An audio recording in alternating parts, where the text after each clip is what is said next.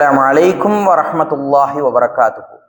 ரசூலுல்லாஹி ஸல்லல்லாஹு அலைஹி வஸல்லம் அவர்கள் சொன்னார்கள், லா யுகல்லிமுஹுமுல்லாஹு யௌமுல் கியாமா.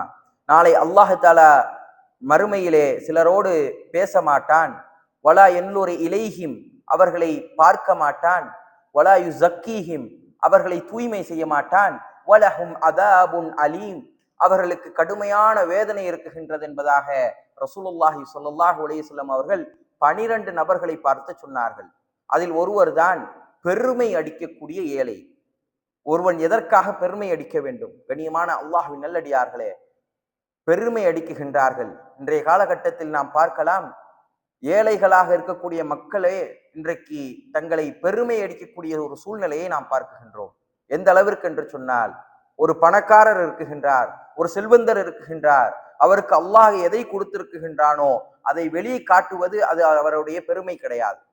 ஒரு பெரிய செல்வந்தர் இருக்குகின்றார், அவரிடம் ஒரு லக்ஸரியான கார் இருக்குகின்றது, அதை அவர் வெளியே ஓட்டி செல்லும் பொழுது, தன்னுடைய உயர்தர ஆடைகளை அணியும் பொழுது அது பெருமையாக கருதப்படாது.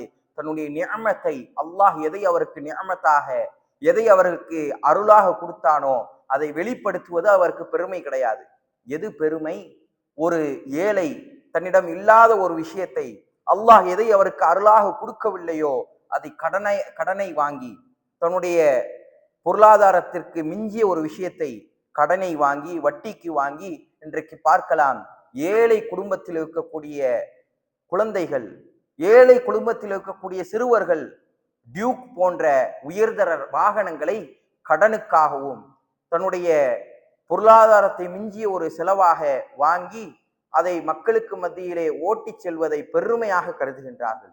கண்ணியமான அல்லாஹ்வின் நல்லடியார்களே, இப்படிப்பட்ட ஏழையை ரசூலுல்லாஹி ஸல்லல்லாஹு அலைஹி வஸல்லம் அவர்கள் சொன்னார்கள், எந்த ஏழை பெருமைக்காக ஒரு விஷயத்தை செய்கின்றானோ, பெருமை அடிக்கக்கூடிய ஏழை யார் இருக்குகின்றானோ அவனை அல்லாஹ் தஆலா நாளை மறுமை நாளிலே லா யுகல்லிமுல்லாஹுஹும் யௌமுல் கியாமா, அவனை நாளை மறுமை நாளிலே அல்லாஹ் தஆலா பார்க்க மாட்டான், பேச மாட்டான். வலா யன்லுரு இலைஹிம், அவரை பார்க்க மாட்டான். வலா யுஸக்கீஹிம், அவர்களை தூய்மை செய்ய மாட்டான்.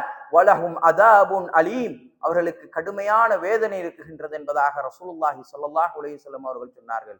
கண்ணியமான அல்லாஹ்வின் நல்லடியார்களே, இது போன்ற பெருமை அடிக்கக்கூடிய விஷயங்களிலிருந்து அல்லாஹ் தஆலா உங்களையும் என்னையும் பாதுகாக்கட்டும்.